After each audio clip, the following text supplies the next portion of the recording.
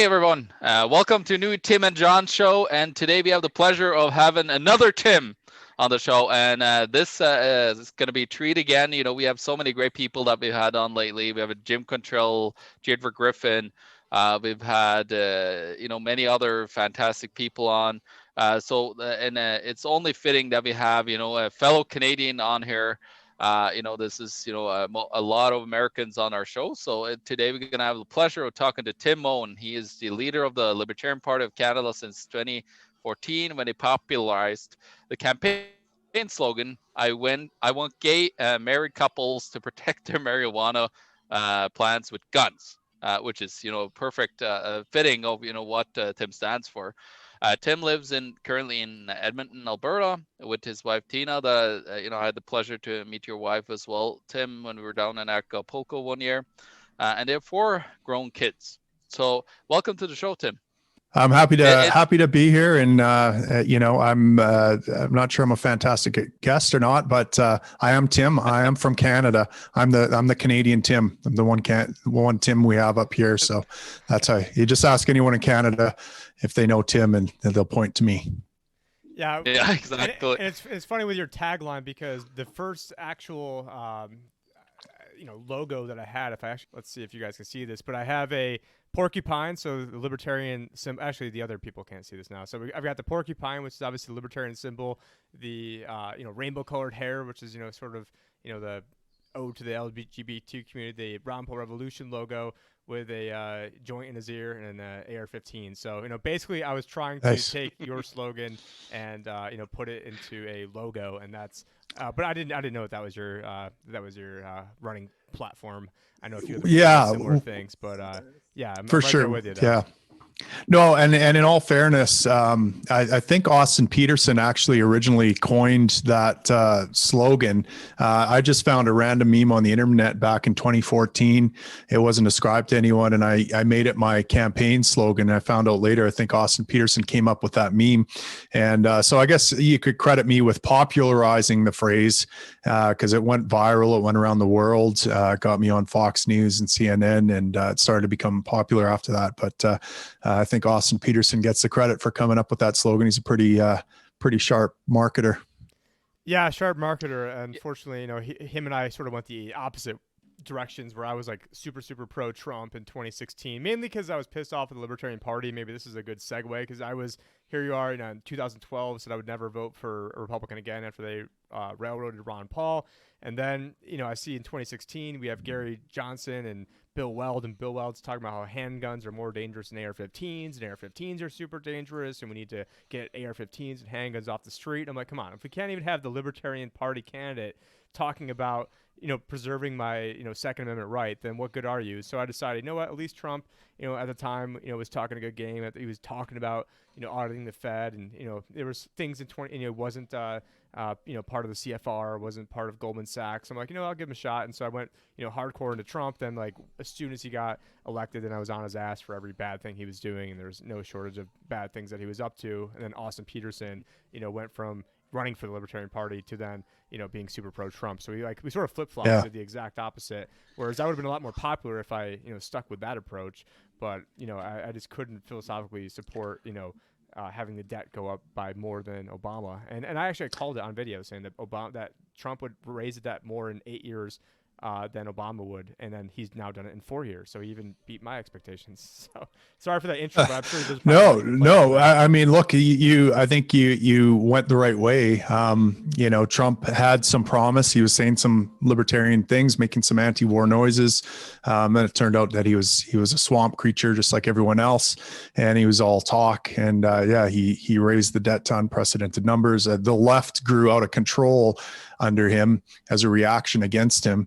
And, so he didn't even stop that. I'm not sure how much of the wall he built, if you're into walls, but I share your lack of enthusiasm for the Johnson and Weld ticket. I did learn though from Bill Weld that if I pull a pin or something out of my AR-15, I can turn it into a fully automatic machine gun. So I thanked him for that tip, but I didn't know that before. But yeah, and it's like we're not even asking for that much. Yeah, and like this go around, I was a delegate for the Libertarian Party, and then didn't even vote for the Libertarian Party candidate because we just have like these like nonstop string of milquetoast candidates, and like we're in a situation with everything is going crazy. The debt is absolutely exploded. You know, there's never been more authoritarianism than basically, I mean, I don't say more, but, you know, I mean, this is pretty much, certainly in our lifetimes, about as authoritarian as it's ever gotten. It's only getting worse. And then, you know, in America, we want to run like, oh, let's just, you know, shrink the government a tiny bit and let's just play nice. And if we're trying to act more liberal than the Democrats, and maybe we can get on Rachel Maddow's show and we can, and so what are you guys doing up in Canada that's different than like the Nick Sarwark type approach? I know he's not, you know, ahead of it anymore, but, you know, it seems like in America we have this mamsy-pamsy, let's just try to, you know, out-left the left on a bunch of things. And so it seems like the average rank-and-file Libertarian Party person is pretty good, but then once you get up to the, you know, the delegate, which, you know, I was a delegate, then once you get up to, you know, that type of level, it's more of these like isolated echo chamber country club libertarians, a bunch of 70-year-olds who have no idea, and they're just like, oh yeah, if we just elect a woman this time, you know, that will get us all the media attention that we need. Yeah. And so it's just, in my opinion, I think the complete wrong message, and I just want to see like kind of where you stand on the Libertarian Party in Canada and how you guys differ than what's going down here in America. Yeah, well, I mean, you know, it's a little easier for us up here, I think, because basically, you know, I'm the leader of the party, and it differs. You know, I share some of the same functions as your chair might share, you know, in terms of administrative functions, but I'm also the public face of the party, and so and I'm expected to run for prime minister essentially come election time. So you know, it would be like having Is that your the same as prime minister? No, that'd be yeah, exactly. So, you know, what I say essentially becomes a de facto sort of message of the party. And so I can adapt on the fly. And my message hasn't always been great, I don't think. You know, I ran a pretty milquetoast campaign in 2015. You know, we went with a 15% flat tax, and like we kind of took the approach of what could we realistically do in a 4-year term of government? How much could we whittle the state down? And we kind of put that out as our platform. And I was informed, you know, one of the things that happens is as soon as you become leader or chairman or something like that, you get all these political operatives come out of the woodwork who you've never seen before, and they're like, we're going to help take you to the top, kid, and we're going to help you out here with messaging and all this sort of thing. And they start suggesting these milquetoast strategies to you of, well, you can't be too radical, you have to like tone the message down, you have to, and it sounds all sorts of plausible to a guy who's never been in politics before. Yeah, I've never ran a campaign. I don't know. You know, yeah, it's pretty uncomfortable saying radical things. So yeah, maybe if I say something reasonable sounding, I can hook them in a little bit, and then they can get more radical once they get in. That seemed like a reasonable idea at the time, but you realize that, look, you're not going to win any votes. First of all, it's delusional to think that as a libertarian, you're going to win any elections anytime soon.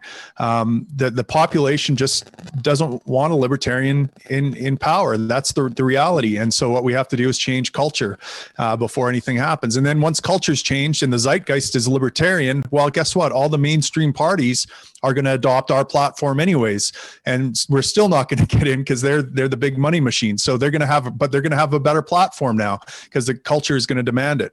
So I since 2015, I've been really focused on and also seeing how Gary Johnson did and Bill Weld did. You know, I was very curious to see how they're going to do. I was at the convention when they were elected, and I was like, okay, let's see how they do. Maybe because if they do really well, if they're lighting the world on fire, I'm going to have to pay more attention to these pragmatists that are whispering in my ear about toning down the message and everything else. But of course, they weren't exactly world burners. You know, they got a respectable number of votes, but I didn't see those votes come back this time around for Jo Jorgensen, even though she was a fairly principled Harry Brown libertarian, as far as I could tell. You know, she had some unfortunate messaging mishaps and different things, but I think as a libertarian, she was the first principled candidate I've seen out of that party since maybe Harry Brown, and she didn't exactly set the world on fire either. So all those libertarians that Gary Johnson brought in they disappeared. So they obviously were just there to third party vote. What we need is someone to change hearts and minds. We need someone to make more libertarians. That's what we need more than anything. So that's my approach. And that's our party's approach, because it's my approach is, I don't believe in pulling punches anymore. I just believe in hardcore principled libertarian approaches. Yeah, taxation is theft. I'm not afraid to say it. We need to abolish the CRA. We need to abolish the central bank. We need to legalize all the drugs. We need to end the lockdowns. I don't care if the virus has 100% fatality rate immediately. We still need to end the lockdowns.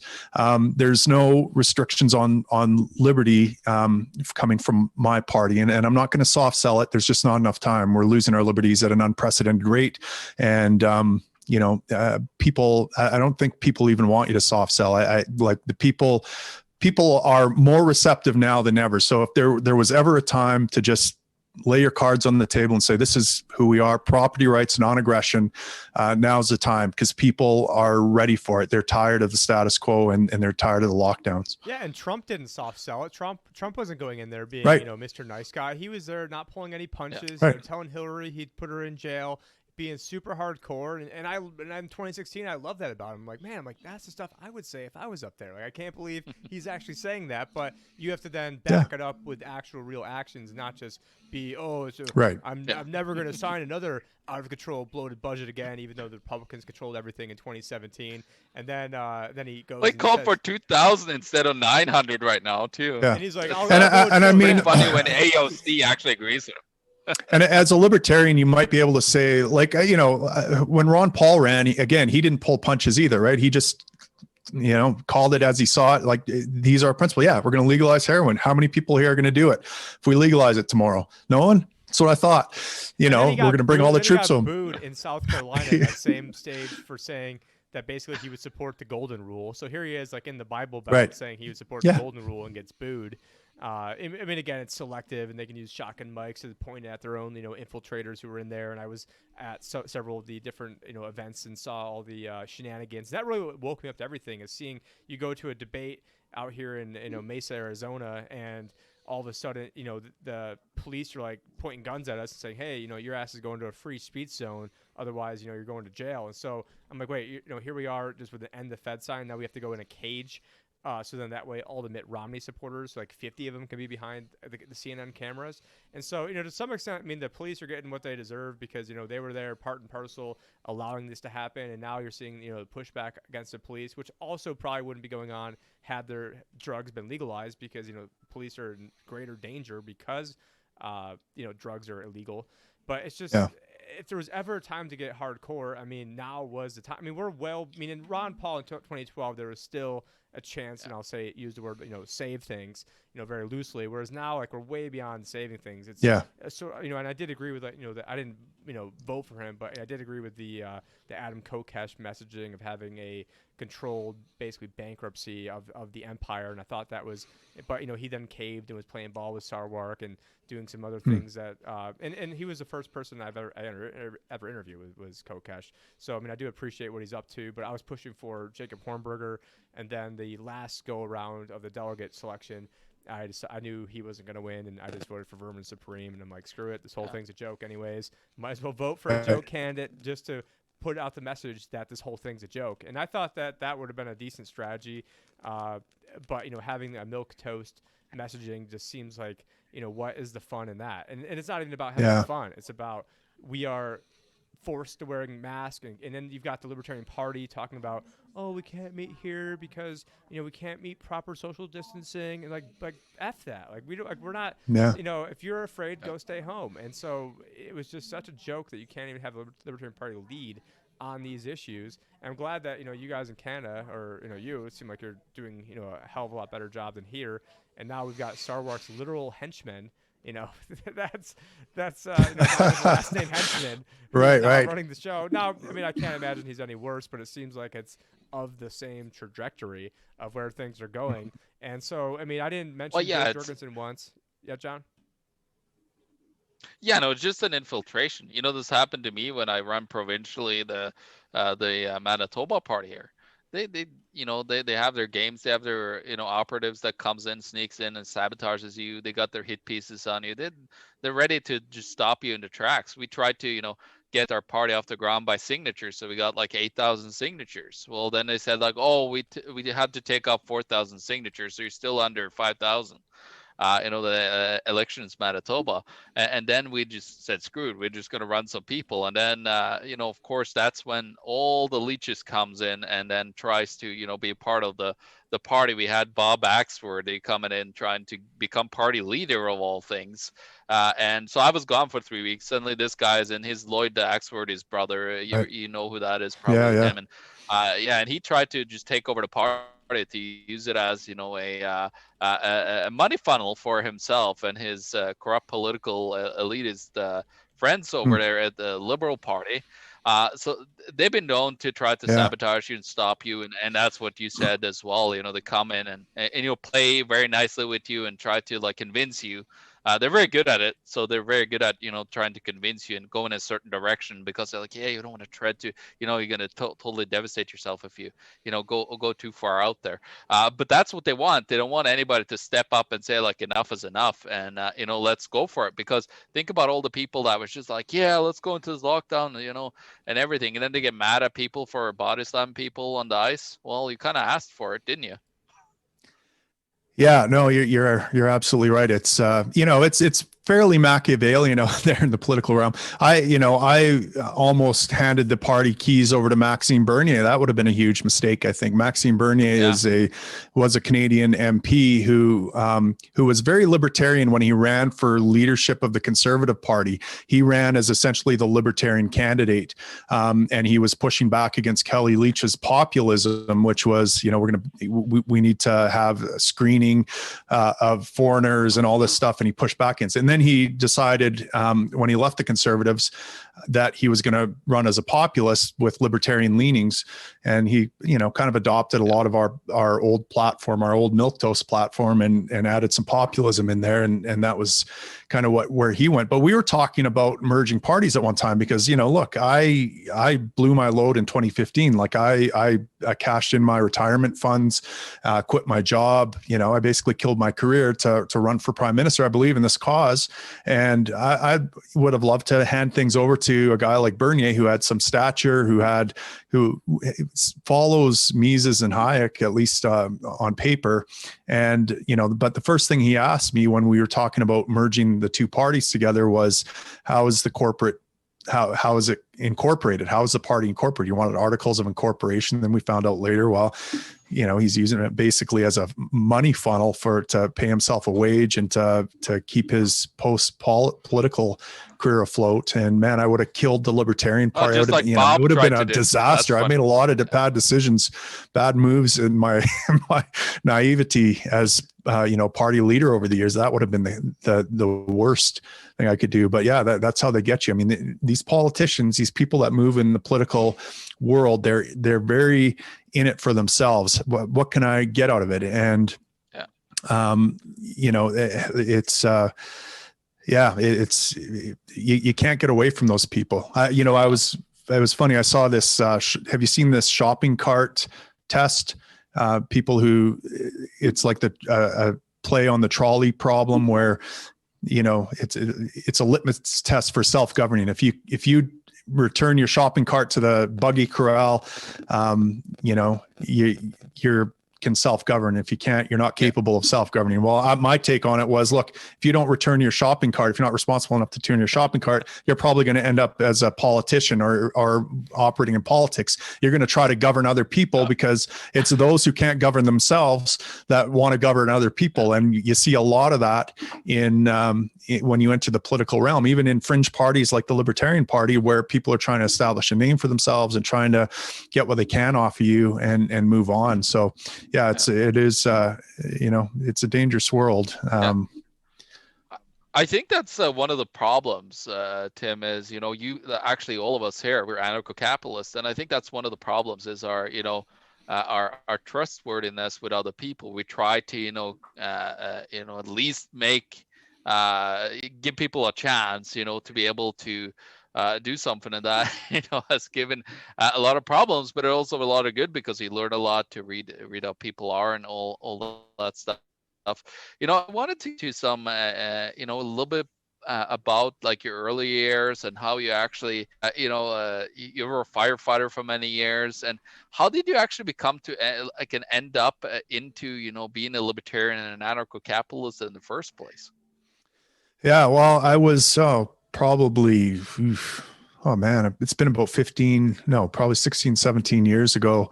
I was going through kind of a life crisis. I was going through a divorce, and I was raised in a very fundamentalist kind of Christian home, and going through a divorce basically meant I was going to go to hell.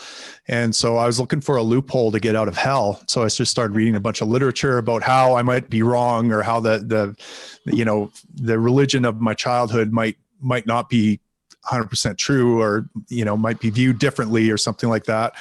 And so I went down a rabbit hole. I ended up finding Ayn Rand and Penn Jillette. And, I watched Penn Jillette's show Bullshit, and I got sucked into the skeptic community. So these are people that were debunking the Loch Ness Monster and aliens and all these other things. And, Penn Jillette was a big skeptic. So I started watching the show Bullshit. I was there for the debunking of Loch Ness Monster, but I stuck around for all the libertarian stuff. And I'm like, this stuff makes a lot of sense. And then, of course, Ayn Rand kind of tipped me over the edge. Then I found Free Domain Radio and Stefan Molyneux, like the early ones, like his first episodes. Those ones turned me into an anarcho-capitalist within a few months. And turned me very against political action. So for years and years, I went, probably 10 years, I went to like political action and running for office. That is antithetical. But it was, someone in 2014 that said, look, they saw me because I did some film work with Neil Young and Daryl Hannah when they came up to Fort McMurray. It's the oil sands region of Canada. So it was a geopolitical hotspot at the time. And so we had guys like Leo DiCaprio and all these Hollywood people coming up there to basically show how we were destroying planet Earth. And I didn't feel that way about my community. I was a big booster of the oil sands and the generosity and the environmental consciousness that was in my community and all the solutions they were coming up with. And so I would make it my mission I had a side hustle. Every firefighter has a side hustle, and mine was video production.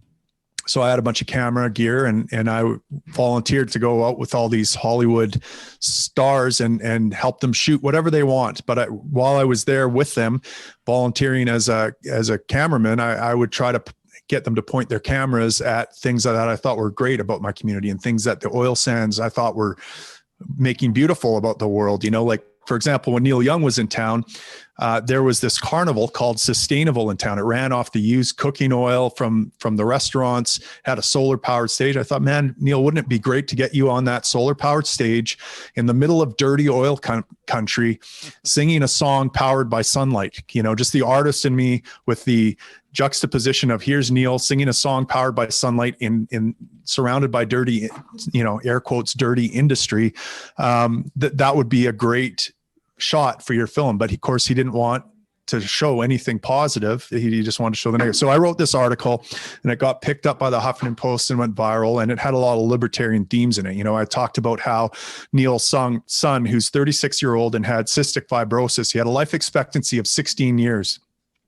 But because of all Neil's extra wealth, because of this nurse he could have providing medical care for him around the clock, he was able to keep his son alive and enjoying life and traveling around with his father. And, I said that his son's health can be traced back in a causal chain of events to the dirty smokestacks of the Industrial Revolution. And so Neil is undermining the very thing that is keeping his own flesh and blood son alive when he attacks the people here digging energy out of the dirt and providing life-sustaining energy to humans. And, some libertarians noticed the tone in the message in my article, and they looked me up, and I guess they must have saw that I was a libertarian and I was appearing on different podcasts. And they tried to convince me to run for office. And I'm like, no, I'll refer you to this article I wrote last month about why voting and political action is immoral. I would never do that. I would never sully myself. Political action is antithetical to liberty. You're just encouraging the bastards by doing it. And, but they just kept bringing up Ron Paul over and over again. And eventually I just couldn't deny that, look, Ron Paul did more for liberty and our movement than anyone else. And he was a politician, and he used his stage to get the message out. It wasn't that he was winning votes. It wasn't that he got elected president. It wasn't even that he could get anything passed as a congressman. It was that he stood on a stage and had a wide audience and saved millions of souls from their dirty statism. Right. And so I'm like, yeah, well, I'm being silly here. I'm like a typical ANCAP who thinks that politics is cooties. You get cooties on you just by standing on that stage. What is it? And another ANCAP said, well, dude, like atheists don't preach in a church. And I'm like, actually, if you think that mosque has harmful beliefs and they invite you to speak there, why wouldn't you speak on that at that pulpit and try to disabuse people of their harmful belief system? Of course you would. So that was enough for me. I'm like, okay, there's a stage, there's a spotlight, there's an audience. They're all curious to hear what I have to say. And why wouldn't, if I take my principles and my message seriously, why wouldn't I stand on that stage? And why wouldn't I deliver that message? So that got me into politics. I said, yes, okay, fine. I'll run in 2015. And then 2 days later, right at the start of 2014, my member of parliament resigned and I was thrown into a by-election. And that's where the meme came from. I want gay married couples to protect their marijuana plants with guns. And we put a bunch of them up against out there. I had no idea what I was doing. And then 2 months later, we had our party convention and I found myself running, leading the Libertarian Party of Canada. So in 6 months, I went from writing an article explaining why voting is immoral to running for Prime Minister of Canada. It was a very surreal thing. And I certainly never had any ambition to be in politics at all. It was kind of an accident of opportunity and circumstance that wore me down. And I finally just said yes and relented. And here I am. Yeah, I almost think like one of the best strategies to run on would be to just tell everybody, listen, and I've thought about doing this, listen, the whole thing's a sham, the whole thing's rigged. Basically, don't even waste your time voting for me. And I know that basically Ernest Hancock did something similar, and he had the highest third-party vote total in the country when he did that. And they're like, and then the Libertarian Party's like, how did you, Ernie, like, let us know your secrets. How'd you do it? And he's like, well, I told everybody not to vote. And they're like, oh, we're not doing that. And they're like, wait, the person that told everybody not to vote got more votes That's than everybody funny. else. Yeah. And I think there is something, truthful to that. I was thinking about just, maybe trying to primary my congressperson. Yeah, it's a silent majority, right? Like, think about how many people are never voting because they don't believe in it. They see through. When I did a little bit of campaigning here in Manitoba, I went around and people are fed up with both sides. There's like, but I can't see like how we're gonna be able to change it. We just stop voting, and that's the people at least get the ideas out there with candidates that are outspoken and not afraid of speaking their mind. And I think that's if you're gonna run next election, which is coming up pretty soon, I think with what it looks like here in Canada. I think could be this year, could be 2022. Yeah. Now with that said, I mean, do you still think it's important to have libertarian candidates running in Canada or running in the U.S. or what's sort of your stance on all this? Because as fellow anarchists, obviously the only sort of message I'd ever really support is one where someone's just calling the entire thing out as bullshit and someone that says like, hey, listen, like Ron Paul did, like, I'm not going to promise you anything. There's going to be no special interest, no pork. I'm probably going to get nothing done, but I'm going to be, basically I'd want to only do it to be like a bull in the China shop just to piss everybody off. But, at least in America, though, that's very dangerous. You can end up dead. I've got, it's just, for people that actually try to change things, they're either going to try to, ruin you, or they plant stuff on your computer, or it's going to be, IRS audits. And it's just, when you're going against a deep state, have you experienced anything like that where anyone trying to come after you, or would that maybe be more, or would that maybe kind of Streisand affect things and maybe make you more popular, so that it's better just to leave you alone? It's not for the faint of heart. I've had my job threatened numerous times. Thought I was, it's dangerous business standing up and having the courage to speak out. And, I'm lucky in a sense, because I'm generally well liked even by the media. Like when they interview me, I have a certain charm about me. I think that they find refreshing, and even people that don't agree with me or vehemently disagree with me, they stand up for me. Like there was a a cop shooting here in Canada that made national news. This guy shot, I think, 3 or 4 police officers in New Brunswick, I think it was, back in 2014. And he had my meme on his page. That it was a meme that said, I saw a movie once where only the cops and military had guns. It was called Schindler's List. And my face was on that meme, and my face was on national news. And then the angle they were selling was libertarianism, encouraged or provoked this guy to gun down a bunch of cops. Yeah. And that was scary as hell for a while there. My work was paying close tabs on me. I was being told that I should just drop out of politics altogether and keep my head down just for the sake of my own job.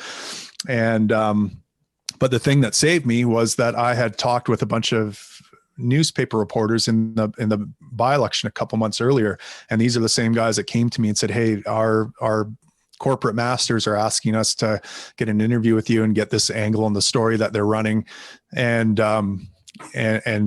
they basically just took my press release, which was very careful and sympathetic to the victims, and they regurgitated it. So we were able to, but had I not been a lovable character, that could have been the end for old Tim. I could have been in the dustbin of history. I could have, be jobless, and who knows At least what. That's where they wanted you. That's where they wanted me. Some people for sure wanted me. So it's dangerous. But to get to your question of do I think it's valuable to have libertarian candidates? Yeah, because it's a missed opportunity if you don't. People are looking at that political stage. If you're not in there, you're not competing for the cultural message. And so I don't care if people vote for me. I do think that voting helps us get the message out a little bit, because the more votes we get, the more credibility more people will listen to us. It's not about us getting into power, but it's kind of like, sending a podcaster some money or something like that. But I often tell people, I said, because they're like, much as we love you, Tim, we can't vote for you. We can't have Trudeau as prime minister. And so we have to hold our nose and vote against Trudeau rather than vote for you. And I said, okay, well, that's fine. Don't send me your vote. I'll take your money though. Like, send me a donation. We can use that money to advertise our message, to get our eyeballs in front of more people, to recruit more candidates. Yeah. And so every riding that we have a candidate in is another opportunity to talk to local media, to get the message out to people there, and that sort of thing. And, I just want to be very clear to candidates, because quite often they come in, like I did in 2014, and I'm like, libertarianism is the best idea. Like, as soon as people hear it, they're going to be like, oh yeah, light bulb, liberty, duh. And they're going to vote for me, and I'm going to get a huge number of votes. And then that never translates. You get a few percentage of the vote, and you feel demoralized because you put all this time, effort, and money into running, and you hardly got any votes. But what I tell people is, look, this isn't about the votes. This is about the message. This is an opportunity to get out there. If you want to start a podcast and do it that way, go do it that way. If you have another soapbox you can stand on and preach this message, do that. But if you're passionate about this message, if you think it's important that people hear it, and if you think it's important that we persuade as many people as possible to turn from their sinful statist ways and adopt the glory and salvation that is liberty, then, we have to get out there and preach the gospel. And maybe this is my fundamentalist Christian from childhood coming out in me. I was groomed to be a pastor, and now that I'm an atheist, I still have to preach something. And so now, I'm preaching liberty, but, I was always taught, you go to the gates of hell and you preach there, and you hate the sin and love the sinner. And those are the kind of principles I apply to how I try to spread the message here. And you don't pull any punches. You don't tell people, you got to tell people the truth about hell. You got to point out the sins of statism, and you got to point out, you can't soft sell this stuff, because, the society, Western civilization, our way of life is hanging in the balance right here. And we don't have time. We have to cut to the chase and save as many people as we can. Yeah, exactly. And with, COVID-19 being used as, the massive, overtaking of our freedoms everywhere. And I found an interesting thing about, I listened to Jason Kenney He's the premier of Alberta, right? If I'm Yeah. not mistaken, Tim. So well, what he said is that actually Klaus Schwab had sent him a private copy of his book to a premiere. So I wonder, like with looking at Pallister over here, Pallister, if you listen, you totalitarian bastard, that they adopted this, COVID-19 Great Reset. He, of course, has said, no to it, but he's still implementing a law because he's getting shamed by the health community, to push these lockdown measures, because it's not really coming per se from the political side too much. It's actually a lot from the health side of things. And Tim, you as being, first responder and a fighter, I don't know how much you see like of what's happening like behind the scenes at all, or if you could tell us anything that, from your perspective on how you think about this whole pandemic thing. Yeah, when's the firefighter calendar coming out? Yeah. No, my firefighter calendar days are over. That's what I thought you said as your side hustle. I was going to make a joke. Yeah. No, I mean, I'm on the front lines, and as is my wife. She's an ER nurse. I'm a paramedic. And so, yeah, I'm seeing COVID cases on a fairly regular basis, face to face with them in the back of an ambulance in a confined space. I don't buy that the mask I put on my COVID patient is protecting me at all from them. Half of them don't know how to wear it properly. They're constantly touching their face. So I don't buy this idea that public masking is doing a hell of a lot to slow down the virus. But I am fairly confident that my own PPE, I have a form fit, like a fit tested mask and goggles and gown, and I'm pretty meticulous about donning and doffing. And so far I haven't caught it, even though I have these people basically sneezing in my face. So I'm fairly confident I can protect myself. I'm not, and it doesn't scare me anyways. I haven't seen anyone intubated, let's say that, but I don't go to ICUs. So I know there are some patients in the ICUs that are intubated, but we're certainly busy on the ambulance, but we're not busy because we're overwhelmed with COVID cases, and ERs aren't busy because of COVID cases. They're busy just because of a backlog of patients that we would regularly see, people that are coming to emerge, and a lot of these people are, it seems like for the first month or so of lockdown, back in March or whatever it was, when everyone was scared of this virus, it was the slowest I've ever seen it in years. Like, people were just scared to come out of their homes. I had one guy who had snorted crack, crystal meth, fentanyl, and GHB, a couple other things. You had Hunter Biden hiding up there? Yeah, I think that was his name, Hunter Biden. And I came at him like, I want to help him here. Buddy, you snorted fentanyl. This isn't good. And he was giving me the sign of the cross, like I was a vampire, that he was more worried about getting COVID from me than he was about the fentanyl he had just snorted. And that was pretty much typical of everyone. Like, we had grannies who weren't calling because, they had chest pain and atrial fibrillation and they needed to go, but they were more scared of coronavirus. So it feels like we had a surge of calls after everyone kind of relaxed a little bit, because all these neglected health ailments that normally would have been looked after were starting to pile up. And it seems like it's more of that type of thing than it is of coronavirus, at least we're at. And then the other thing that's slowing everything down and creating a backlog, of course, on top of the fact that healthcare is basically illegal in Canada unless you're working for the state.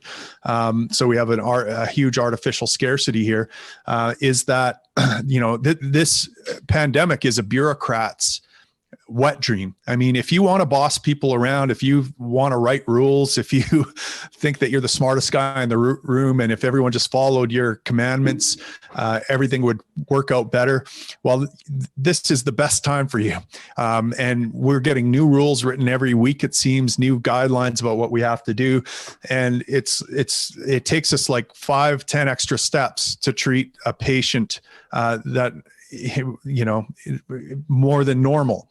And So it's taken us forever to get through just a normal patient because of all the extra steps we have to go. So, one emerge I was at, they have these isolation rooms where they have people who screen positive for COVID. So these aren't even people that necessarily have tested positive, although people that test positive go into these rooms as well.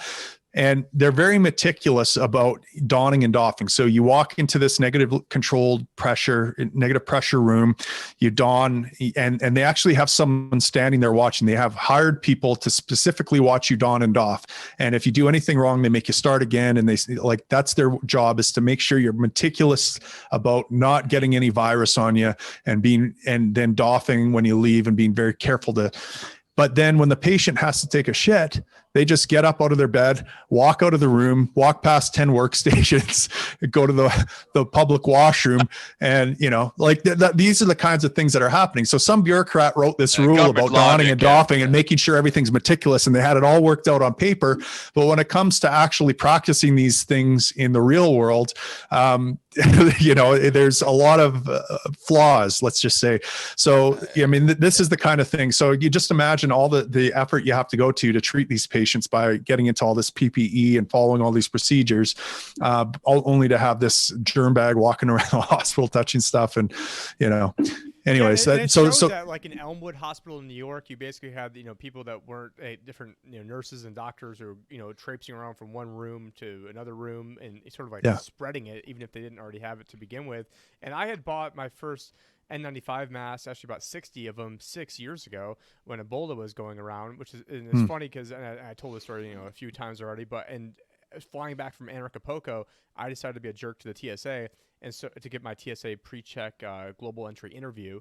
And this was actually to get my TSA pre-check interview, like not even just like a regular coming back into the country. And I decided to throw on a mask back in early February just to be a jerk. And they were pissed at me for wearing a mask. And then I flew it back in July not wearing one, and they were pissed. But the thing is, like, I know the proper procedures that you have to wear, like, in order to, make sure it actually works. And you can't just willy-nilly, like, oh, I'm just going to wear this, bullshit cloth, and then I'm going to, throw it down in my car, and I'm going to put it down on the table, I'm going to crumple it up in my pocket, and I'm going to use the same one for 3 months straight, and I'm going to breathe. It basically, if you were to follow proper protocol, you would probably need to change out your mask, like, constantly throughout the day, and anytime you leave, have proper procedures. And so now I'm getting lectured by people, and I'm like, well, when's the first time you ever wore a mask? Oh, April. Oh, that's cute. I bought them 6 years ago.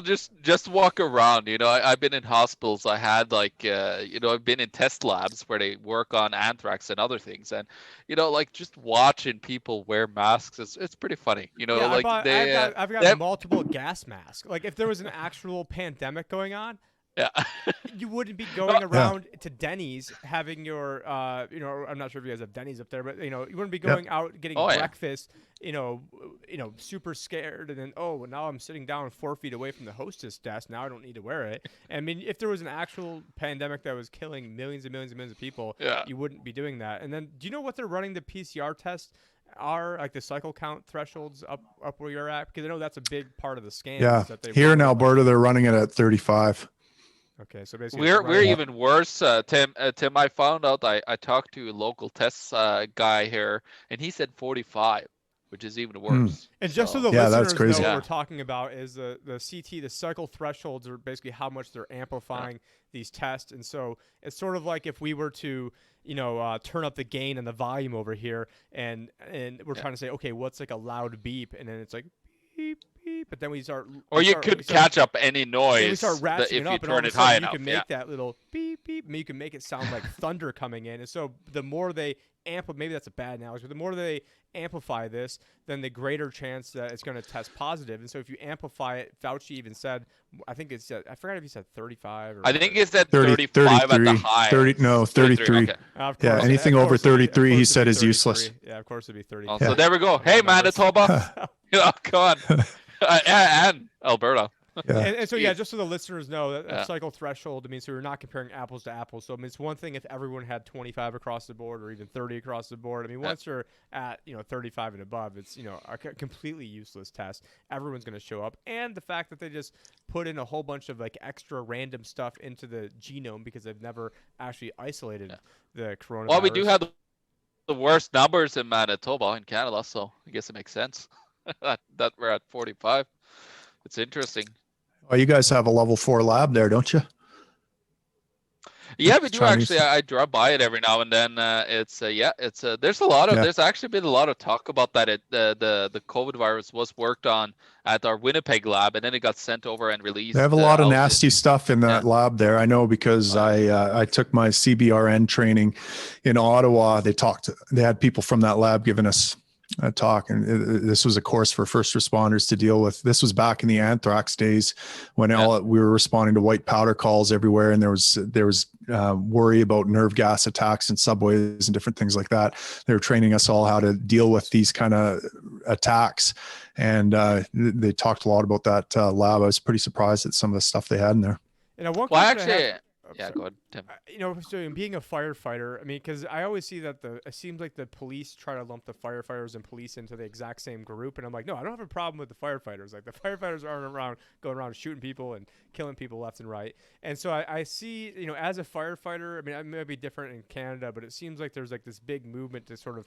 It almost seems like the firefighters want it too, because then they can seem like, hey, we can get out of speeding tickets, and so can our wives, because we can play that card and we can be like all part of the same gang. But then it's also like then the police want to include the firefighters in their group, because then it's like, oh, who doesn't like the firefighter? I mean, obviously everyone likes firefighters. And so, I mean, do you see, as a firefighter, do you ever kind of resent the fact that people, it seems like if anything the police are trying to lump themselves in with you guys to then make themselves seem more palpable to the general public? If that question I haven't really noticed a lot of that in Canada, at least. There is a pretty stark contrast between the three different disciplines for the most part, between fire, police, ambulance. And I mean, we aren't big fans of well, put it this way, quite often when we're dealing with a difficult patient, maybe someone's having a psychotic break, or they're having a mental health breakdown, and we're talking to them, it's our general protocol that we call the police for safety, but quite often we pretty much have the situation in hand, and the patient being cooperative and calm down and ready to get some help. And then the police come in and, they're a hammer looking for a nail, and things escalate and get ridiculous. And so, there's definitely some of that. There's definitely, I think a lot of police I run into regret their career choice, put it that way, and wish they would have become firefighters instead, because, like you say, we're called when there's property damage going on, and it would be to actually help people. To help people. Yeah. And I mean, police are going out there looking for trouble, it seems. And, so, yeah, I think there's definitely a huge difference in public perception, and I think police feel that and don't like it, and especially now. I mean, right now, we have Calgary police took down out tickets. A teenager playing hockey. It was funny. These two female police officers trying to get this 21-year-old kid who's like a high-level hockey player. Like, he played junior hockey. His brother made the big show. He's in the NHL, and his other brother, I think, is on the cusp of making the NHL. So this is a hockey family, and this guy is pretty solid on his skates. Probably been in a few fights on skates, and these cops are trying to drag him down, and he's not even really fighting them. He's just kind of like, "What are you guys doing?" And they're like kneeing him, and he's just looking at him. And finally, he just kind of complies and goes down with them after they threaten to tase him. But is this all on video? This is on video. Yeah. Look up. It's Calgary hockey player taken down by police or something like that. Yeah, you'll see it. It's quite a weird and funny. But some Karen called the cops on these kids, because there was more than 15 of them out on this ice surface, and this kid just didn't want to move. Everyone else was off the ice, so he was out there all alone now, and he was refusing to comply. He was just like, "This is ridiculous." Yeah, because he needs to practice to be able to get into the NHL like his brother did. So you gotta put in the effort. You're not allowed by the government, right? So no, it's really funny, here too as well. Like, there's they put in an extra 93 security guards now to even give out tickets here in Manitoba. Damn, they even got. I watched this. Now they got the taser on them and everything. And yeah. Yeah. And I mean, to his credit, he didn't, well, I don't know if it's to his credit or not, but he didn't skate away across the ice. I mean, they wouldn't have been able to catch him if he just skated away from him, but he stood there. He's trying to reason with them, like, come on, guys, this is ridiculous. And they're just like barking at him, threatening to, and these two little females trying to take him down. It was kind of embarrassing. I felt embarrassed for him a little bit, but I mean, they should have been firefighters. They should have chose better careers, I guess. If you're a C student in high school, you got two choices: be a cop or a firefighter. And if you're I chose correctly. You become a politician. So yeah, that's right. and then what do they call the person that shows up in last place in law school? They if you're last in your class in law school, you call them Your Honor. Your Honor. Yeah, it's a joke. Didn't Joe Biden come in last place? He was third to last at Syracuse. Oh, okay. I'm president. I'm actually from President-elect. I'm from Syracuse, New York, and he went to Syracuse. So I knew all those stories. He almost got kicked out on several different occasions for plagiarism. I think at least on 3 different occasions for plagiarism. Right. Here I'm watching the video. They finally take him down. But it would be funny if he did skate away. I mean, what would they say? We've got a hockey player in Canada. Sorry, we got a white hockey player in Canada. Oh, sorry, that only narrows it down to the entire population. Yeah, exactly. Yeah, especially that for you. And but you do know what the original national sport of Canada was? Lacrosse. Yep, got it. Yeah. So because it's weird because a lot of people don't actually know that. I'm from my hometown is the lacrosse basically capital of the universe. Like my little 30,000 hometown, Camillus, New York. Give a shout out over there. But so I had known that, but it was weird because it was relatively recently. What 2006 or something? Canada made it as a joint lacrosse and hockey. It was relatively recently. Whenever let me go look. Oh, really? I did not know that.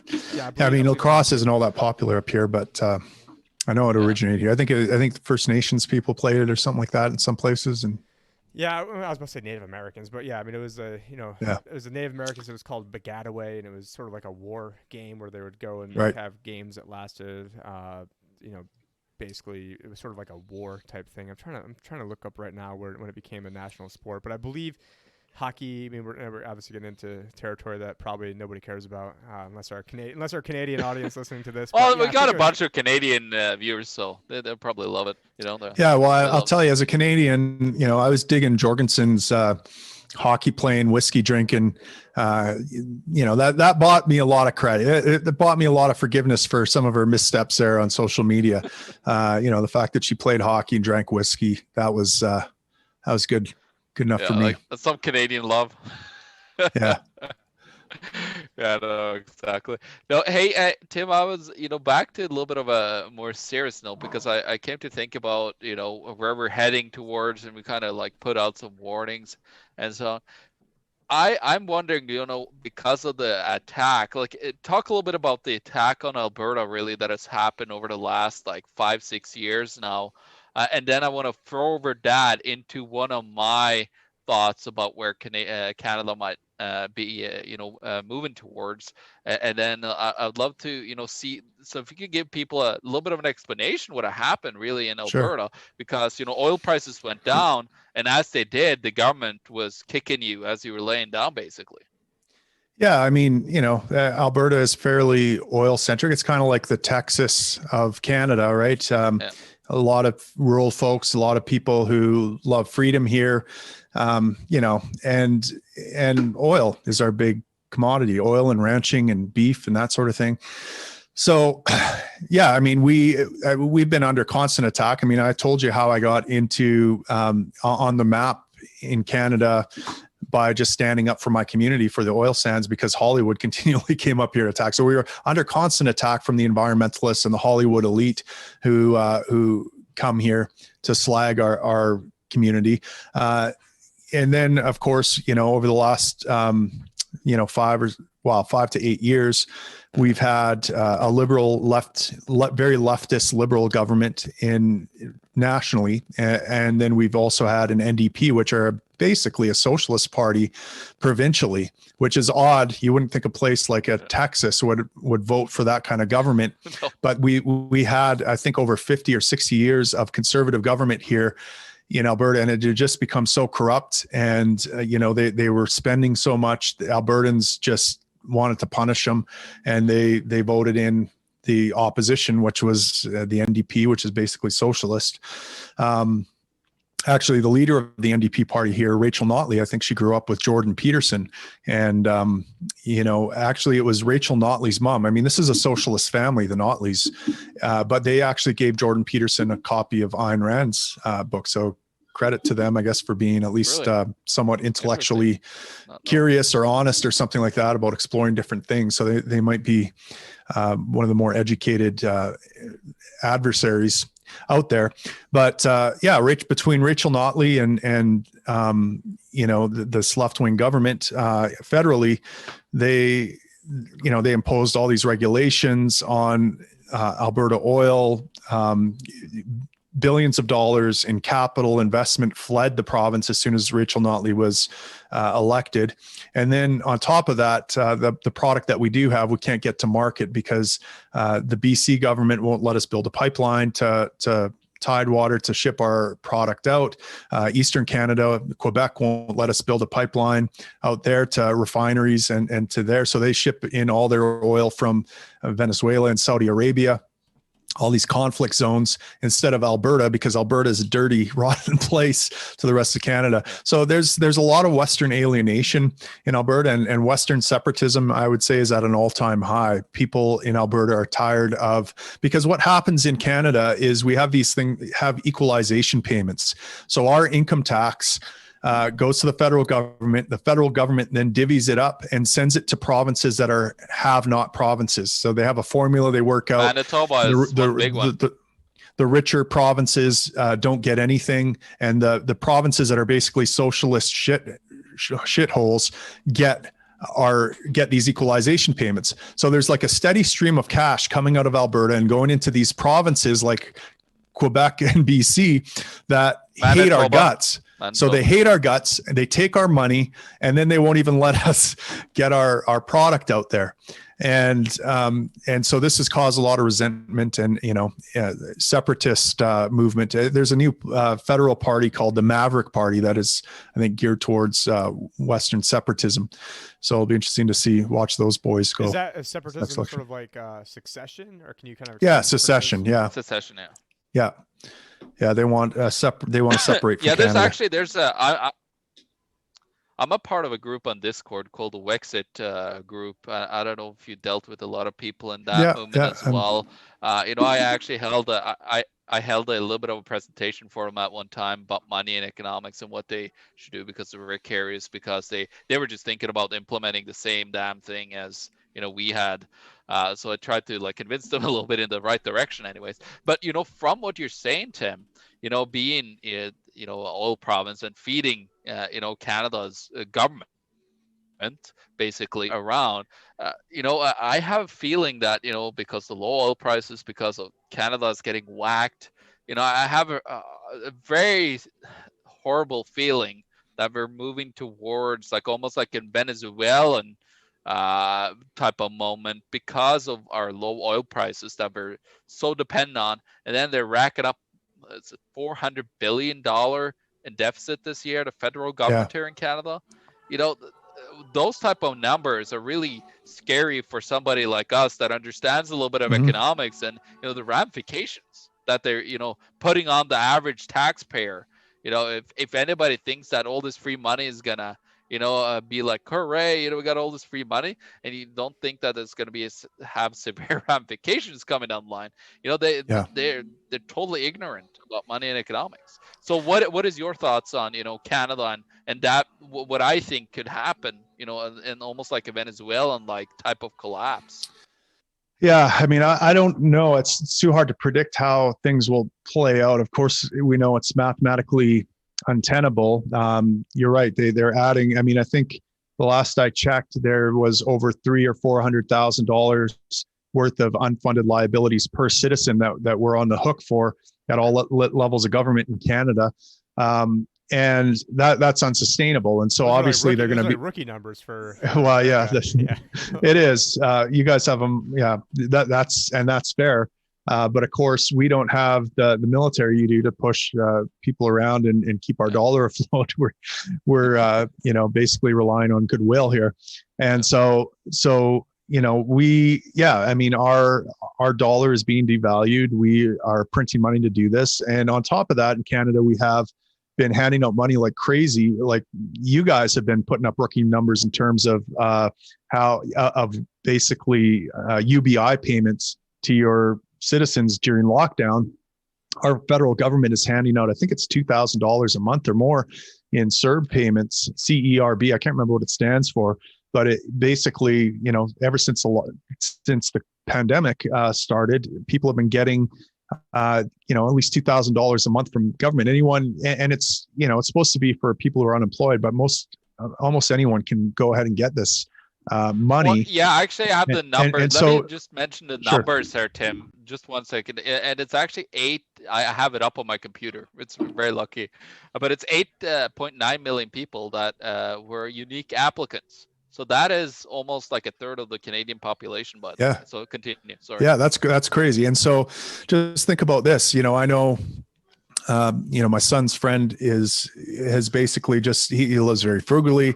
He's got this $2,000 a month coming in. He hasn't had to work since March or even look for a job. He's just snowboarding and playing video games, and he's now chanting UBI. And there's a lot of Canadians that are doing that very thing. They're seeing how beneficial a UBI could be for their lifestyle, where they can just live their lifestyle, live very frugally, and go snowboarding and play their video games and watch their TV. And so it's not just the economic factors that we're talking about here. This is a cultural thing, a cultural shift that's occurring in Canada, where we are basically entrenching a welfare mentality in people that they're entitled to the money from others, and they don't have to work at all for it, and they can just live comfortably. And I'm really worried about that, because so I think what we have now is probably one of the greatest heists in history. It's a huge wealth transfer from the middle and lower classes to these rich oligarchs, and entrenching government power, and and then we add in there the Great Reset and it's almost like programming to accept whatever the government will do, right? It's like there is nothing outside the state now. Everything in the state, nothing outside the state. Yeah. Seems to be the motto of almost everyone these days. And so they will accept literally anything. The government is there to do everything for you. It is giving you money to live right now. So it's not, so there are conspiracy theorists. I know that will tell you that, okay, this Great Reset, they're going to forgive your debts in exchange for you agreeing never to buy property again or something like that. I don't know if that's quite true, but I could certainly see how our property is going to be stripped from us, how our debt is going to become untenable, and how they're going to have to do something to wipe away our debt. And the devil's bargain that's going to come out of that is not going to be good. It's not going to mean more property rights. I mean, the authors of this Great Reset, they wrote an article. It's 2030. There's I own no property and have no privacy, and I couldn't be happier. And so the world some of these people are envisioning is one that is right out of a Brave New World by Aldous Huxley, where you own nothing. And in fact, even in Aldous Huxley's world, you didn't even own your own body, right? I mean, it was supposed to be there for the pleasure of the community, for the benefit of the community. And you can see that type of programming going on right now with how we're supposed to look at ourselves and look at everyone else as basically a threat to the community, right? Your body is we only care about it as it relates to the community. And that's its only worth. It's not a worthy thing in and of itself. And we saw this very clearly in Canada. There was a 90-year-old lady who, facing another round of restrictions where she couldn't see her loved ones or family, voted for assisted suicide, which our government was happy to provide them for. So our government would not let her see her family, but would happily facilitate her death for her. And that is the kind of world we're living in. It's an anti-life, anti-human culture that's being instilled in us right now, where we're supposed to look at everyone else as germ bags, and their value is not sacrosanct. It's how does it relate to the community? Is it a pro or a con to the community? And that's how we're supposed to view each other now, through that lens. And it's funny how quickly the my body, my choice, how quickly that gets flipped around into, oh, well, not your body, your choice if you don't want to get a vaccine, if you don't want to wear one of the masks, or if you're going against anything the political structure doesn't want you going against. And all of a sudden, you know, same thing with like believe all women. So believe all women, unless you've got women doctors who are then, you know, experts in their field who are then providing a counter narrative to what's going on, then don't believe them. Hey, but believe Cynthia Freeland. She knows everything about economics here in Canada, so don't worry about it. Who is she? Like your, she like knows your how, female, she's our deputy prime minister. No.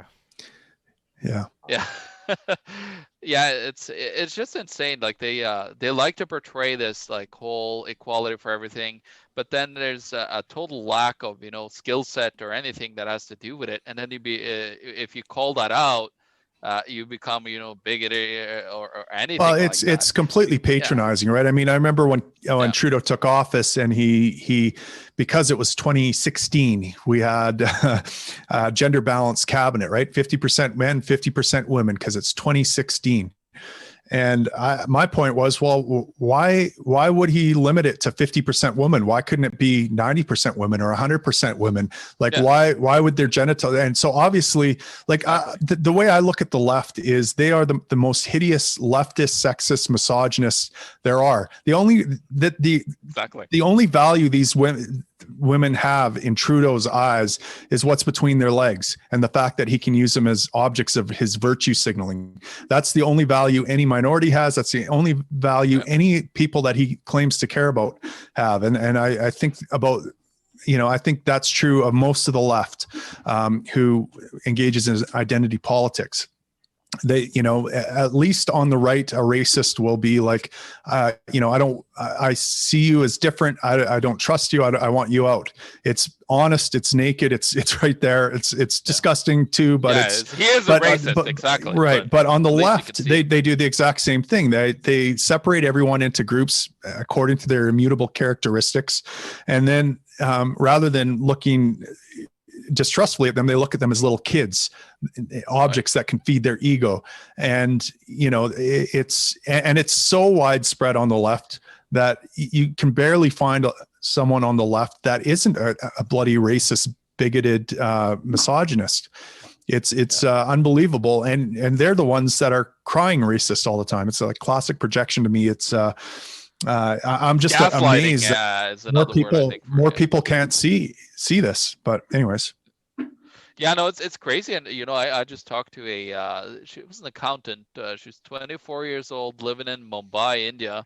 And she said that, you know, nobody cares about the government here. We totally ignore what they're doing. Like, people are taking precautions or whatever against COVID, she said. But, you know, there's nobody like following the government orders or anything. She said, like, your governments over in the Western countries and culture, you know, talk to you guys like kids. So that was like a big wake up moment that, you know, people should take that and like, why is the government talking to us as we're kids? Because they think we're peasants and that we need to be taken away all our rights because we don't know what to do with ourselves. Yeah, no, I think you're absolutely right. Yeah, and I don't know, Tim, like there's so much happening here in Canada right now, you know, with this whole COVID, you know, kind of manufactured crisis. I believe there's still disease that, you know, attacking people, and some might die from it. But I think, you know, it's fairly overstated and totally manipulated with the PCR tests and a lot of stuff. But with, you know, going through this and everything that the governments have done, Tim, you know, what are some of the constitutional laws that are being broken, you know, with the government shutting down businesses, destroying, you know, 30, 40, 50% of small businesses, putting people, you know, that are poor into a state that are broker than ever, or forcing them into CERB payments that they don't know that they need to pay taxes on. And all these things that are happening, you know, what is going to come out of this, and like, how can we, you know, move forward and actually stop all this stuff before, you know, we end up in a totalitarian regime? Yeah. Well, I mean, first of all, the sad part is I don't think any of these draconian measures are violating our shitty constitution. It's we have that the first clause in it is a notwithstanding clause, notwithstanding the public good or something like that. And over again, our courts have interpreted that as, liberty can be infringed if it serves some public good. And of course, that's completely subjective and determined by experts in science and whatever, right? So, our Constitution is a piece of paper. I might as well write something on a napkin. It protects me about as much as the Constitution does.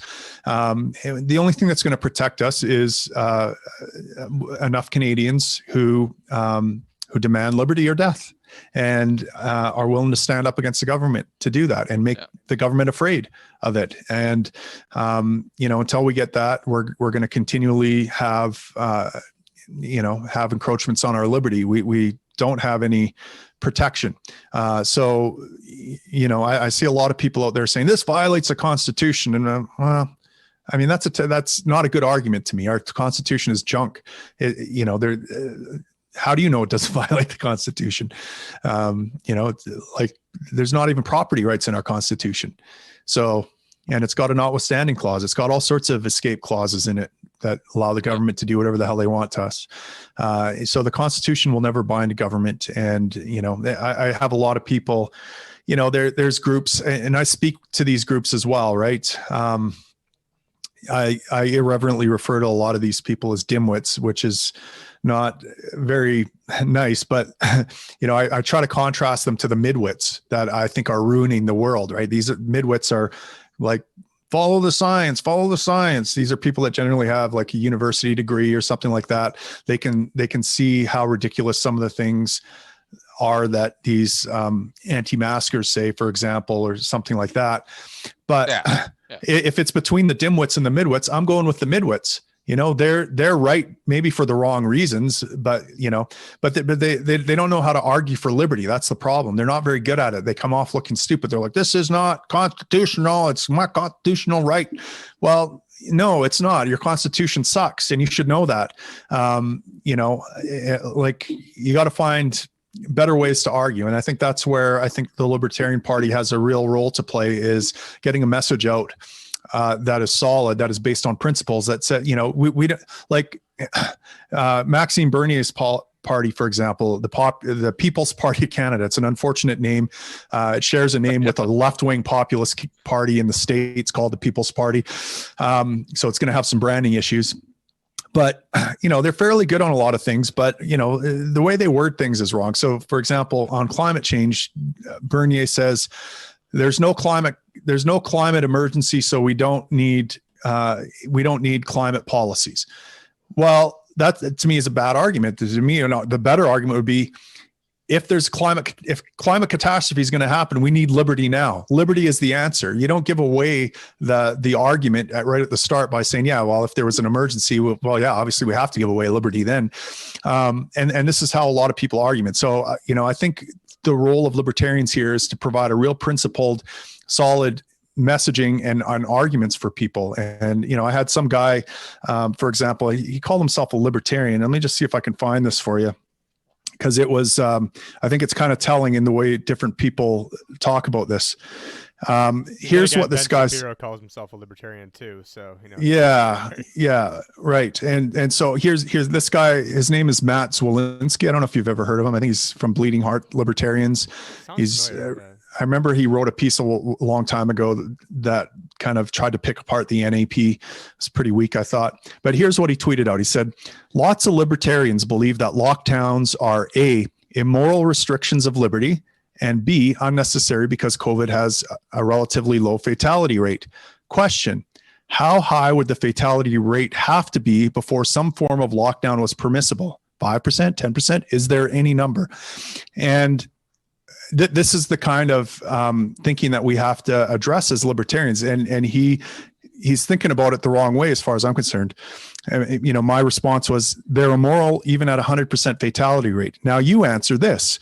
Lots of libertarians, in scare quotes, believe that lockdowns are A, moral restrictions of liberty, And B, necessary because COVID has a relatively high fatality rate. Question, how low would the fatality rate have to be before lifting lockdowns? So what we have to do is put these guys on the defensive. We have to take the moral high ground here, because we continually play defense to them by saying, well, it's not, COVID isn't that bad, therefore the lockdowns aren't needed. No, even if this was the worst virus you could imagine, the lockdowns are immoral. We have to take the moral high ground. It is immoral to lock a person down. It is immoral to stop me from going out and getting the material meat needs to sustain my family. And I followed him up. I'm like, well, look, I'm a paramedic. How risky, under what circumstances do you think that the government can restrict my liberty to go to work as a paramedic? And however you answer that question, shouldn't that apply to everyone else? What's he going to say? No, healthcare workers shouldn't go to work because the virus is too risky, because we might spread it around. I mean, that's true of healthcare workers. It's just as much as the general public. We could spread it around. In fact, we are. If you look at most of the places that have outbreaks, it's in places where healthcare workers are working. Yeah, no, any lockdown whatsoever, if people have common sense, they would actually take their own precautions. If the virus is very deadly, people would actually try to make an educated decision on, should I go out today and have the potential of dying if it's 50%, or should I stay at home and not work? That should be up to the individual and not to government at all to be able to tell, because it's just devastated the lockdowns that they implemented. And you see that in, I don't know if you've seen that in overdoses at all, Tim, Yeah.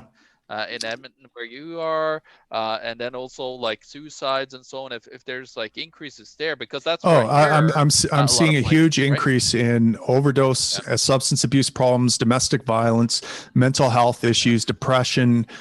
People are really suffering out there. I had a young man who fell off the wagon, alcoholic, and he was talking about how he was just beside himself in tears. I mean, it broke my heart listening to this guy, because he was just saying, like, he was, first of all, he was beating himself up so hard because he fell off the wagon, but he was like, my friend just died of an overdose. She was like my support system. My mom, I can't see my mom. She's under lockdown over in some other place and is unable to travel. And I just have no one. I'm all alone, and all I have is myself, my dark thoughts, and my bottle. And like, and it's just one story like that after another going on right now out there. Yeah, and it's just pure evil to me what the government is doing, and I actually have been like hurt by this myself, because my dad died over in Norway, and in Norway they have a 14-day quarantine rule, and then they have one in Canada, so they expect people to have 28 days out of their schedule, which they probably don't have the money for, to be able to go over and be able to see your own dad and put him in the ground. And of course in Norway it's insane rules. They try after you to get a permit to force put him in the ground. Yeah, you need to put him down after 6 months in Norway. And then if you want to spread the ashes, this is the most insane. I kind of remember why I left Norway, but now I'm seeing why I really don't want Canada to become Norway. But in Norway, you got to have an ash spreading permit, for example, and you have to put the ash in the ground. You can't do whatever you want with your relatives.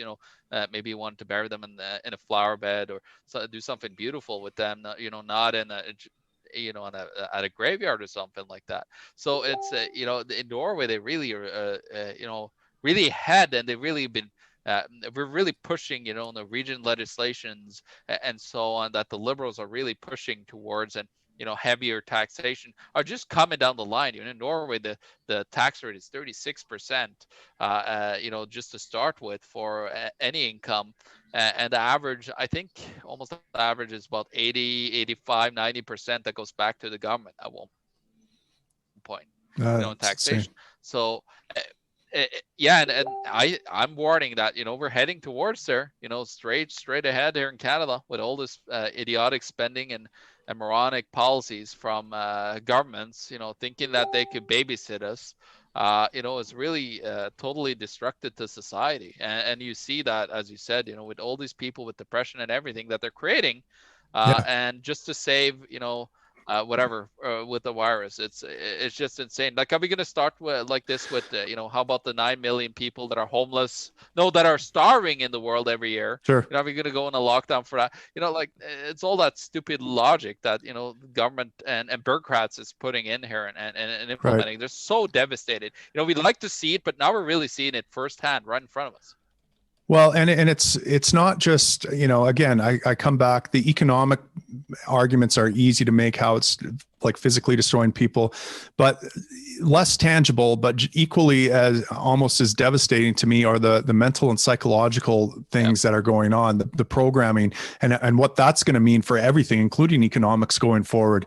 At the same time, we have this narrative of a victim culture inculcating in everything. We have people also isolated and being atomized and separated, loss of connection. And we know the opposite of addiction is connection, right? With other people. All these things are coming together, as well as dependence on government and replacing of our family and friends and our spouses with the great state.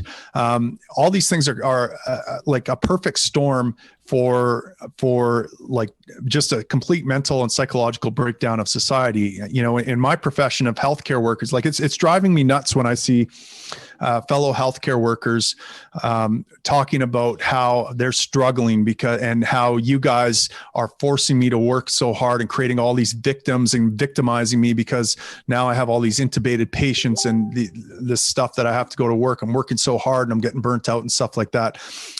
I signed up as a healthcare worker. Here's what got me hard. It was burning buildings, massive car wrecks, pandemics. Like, give me the biggest chaos you can so that I can be helpful and restore order. I mean, that is why I signed up for this job. And, I have seen in my field of first response, emergent, EMS and firefighting, I have seen mental health rates, mental illness increase, suicide increase. At the same time, we're seeing more mental health resources, more physical resources. It used to be we would be overwhelmed as a general rule on a call. You could understand why someone might get a little shell shocked from having massive carnage around you and just you and your partner trying to deal with it. Now we have like a huge teams of people that go out. We're not nearly as overwhelmed on these calls. And then after the calls, we have layers and layers of mental health, from peer support to counseling to, critical incident stress debrief and all these things. But the one common thing that we're being told through all this mental health support is that we're victims. Our job makes us victims. And so, if you believe that this job will it makes you a victim, then you are a victim. Then, you believe that. I've got 2 daughters that are entering into paramedicine now. And I constantly have to remind them. I said, look, this job, you're going to run into some very challenging things. You're going to see the best and the worst of humanity. And guess what? You're going to deal with it as best you can. And it's going to make you a better version of yourself because you dealt with it, because you confronted it. You're going to be better able than your peers to deal with whatever life brings you, and it's going to improve your mental health. And I genuinely believe that it's definitely improved my mental health. It's made me a better version of myself. I don't think I'd be able to deal with adversity as well if I didn't have my job. But other people who come into it with this victim mentality mindset, it breaks them down. They suffer from PTSD and anxiety, and they can't go to work. And that's because we're inculcating, and that's just my profession. And you spread that over all culture, because this is all that's being taught in school now, is this victim narrative. And then you isolate people from each other and say, well, you can't play sports together. You can't hang out at pubs together. You can't do any, just look at the boob tube. We'll feed you all the information you need to know. Happy, joy, feeling citizen, everything in the state, nothing outside the state. And like that troubles me almost more than anything else out there. The economy can crash. I feel pretty confident I can survive that. I can work my way through that. I don't know if I can deal with a whole horde of zombies that are breaking down and trying to eat any signs of my brains because I'm showing signs of life and free thinking. That is another story, Yeah. Yeah, no, it totally is, and it's so destructive. I see that in Norway. It's just taken to another level, the whole victimhood mentality of people, and you really seen that starting to take hold. Anywhere with the state is because that's how they feed off of being able to control you. But we're getting close to the end there, Tim. Do you have any other questions or things that you would like to ask or? I didn't know if you're done. No, I mean, I would just say, look, if you're a libertarian out there and you're as concerned as I am, you can get involved. And look, I'm a bit of a pessimist and maybe even a cynic when it comes to the idea that we can affect change. I don't know if we can, but I do know. I go back to Albert J. Nock's essay from the 30s, Isaiah's Job, and Ron Paul has referenced this article numerous times when he talks about why he does what he does, and he talks about the remnant.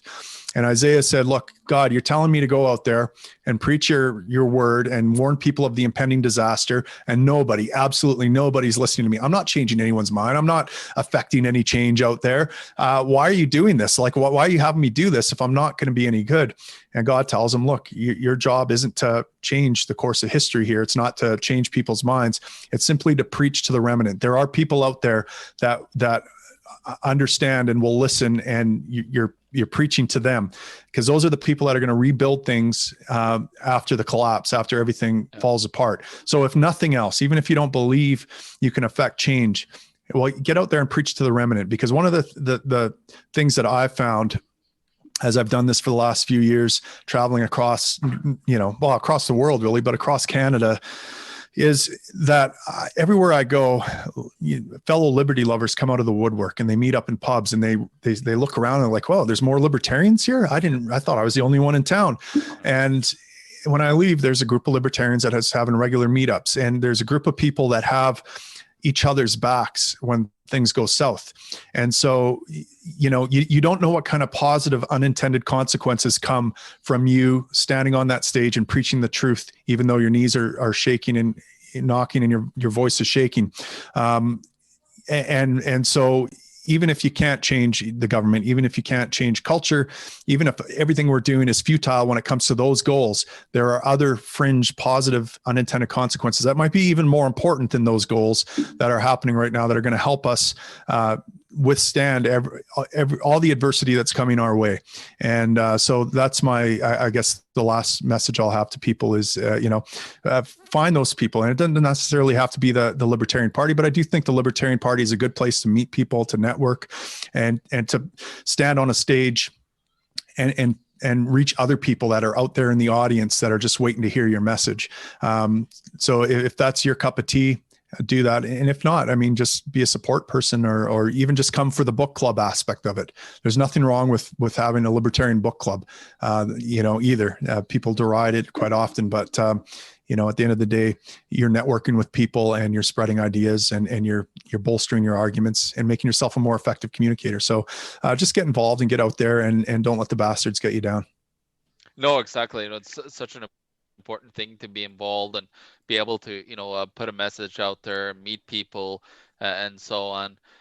So it's just detrimental to us that we just need to do those things. What me and Tim do, Tim Picciott do here at the Tim and John show. We have guests on and so on. Try to get the message out, and then we try to network. Try to work with local. I try to work with local activists. Getting them to really stand up, because we're having potentially a big thing happening here. I'm not going to say the date yet because I don't want the government to hear anything or what's going on. So we'll see what's going to come out of that. But Tim Picciott, do you have any last words or thoughts before we call it a day?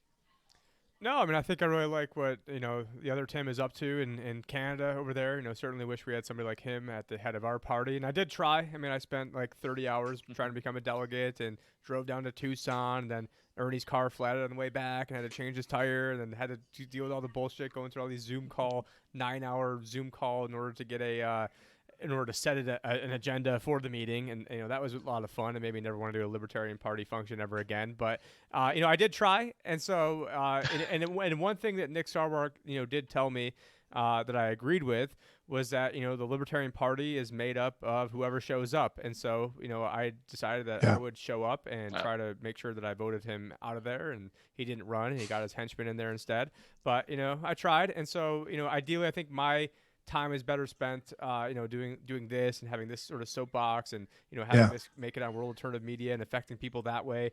But, it is important that people, and it doesn't take that many people. I mean, you literally get, 450 people in America, can change the entire course of who's going to be representing the person at the party. And so for me, it wasn't about, the Libertarian Party is going to go out there and win. And for you, it's not that the Libertarian Party, is going to go out there and win, but it's about, reclaiming what it means to be libertarian, because people now think of it's, basically just like the, pretty much like an extension of the Democratic Party, which is also sort of like what the Republican Party is too. I mean, might as well be the Democratic Party light. But, at the end of the day, it's who shows up, and the people that are showing up are the country club libertarian people that are just in their own little echo chamber. And so, if we, have a few hundred people go and hijack the whole thing, it's game over. And then we can actually get real hardcore messaging out there. Maybe the messaging is that the whole thing's BS, but we need to be out there calling it BS. Need to be out there, not, trying to be friends with Joe Biden, like the current heads of, at least in America, are trying to do, and playing nice. It's not about playing nice.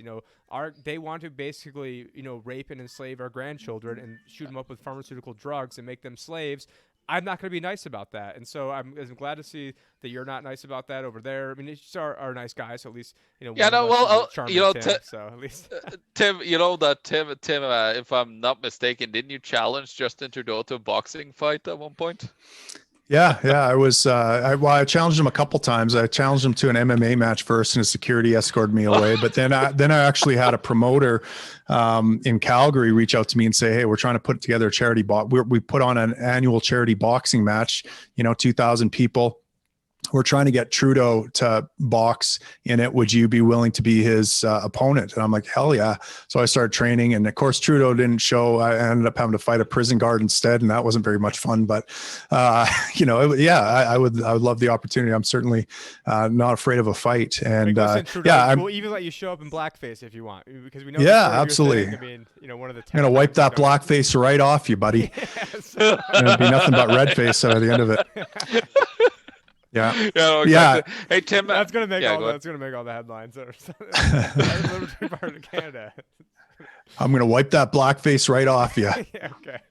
All right. Well, no, it's definitely pleasure having you on. We'll cut the stream. And for the people listening out there, if you guys want to get these episodes first, and we're gonna cut this off YouTube, but then if you want to get it first, you got to go to timandjohnshow.com, sign up for the for our email list, and then that way you guys get all the information first. Because a lot of these, the best videos are not even on YouTube anymore. We had to proactively, cut them down. So our episode with Melody Krell about the Pacer family, and maybe even the Richard Grove one isn't fully up there, and a lot of the, I'm not even sure if the full G.R. Griffin's one is up there. So a lot of the hardcore stuff is not even on YouTube. So if you guys want to see the best stuff, make sure you follow us in other places. Go to timandjohnshow.com. There's a watch section where you can see all the places to watch us, a listen section to see all the podcast links.